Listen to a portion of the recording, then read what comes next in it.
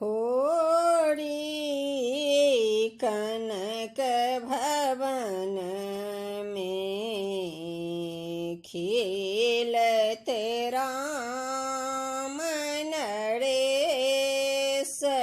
होरी कनक भवन में खेलत राम नरेश। किनका के हाथ कनक पिचकारी। किनका के हाथ अबीर। होरी कनक भवन में खेलत राम नरेश। राम के हाथ कनक पिचकारी। सीता के हाथ अबीर।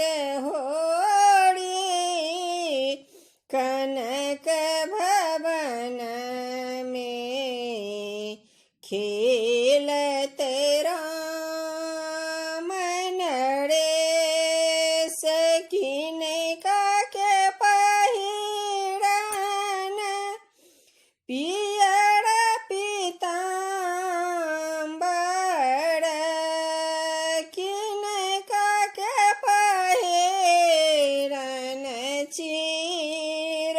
होरी कनक भवन में खेलत राम नरेश। राम के पहिरन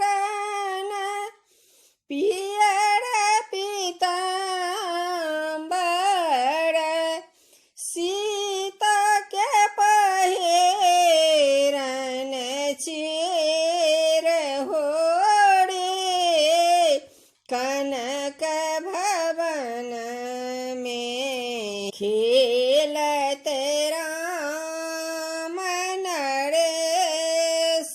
किनका के भीजल पियर पीताम्बर। किनका के भीजल चीर।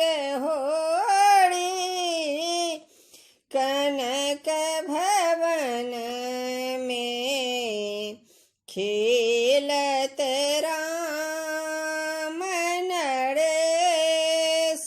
राम के भीजल पियर पीताम्बर। सीता के भीजल चीर।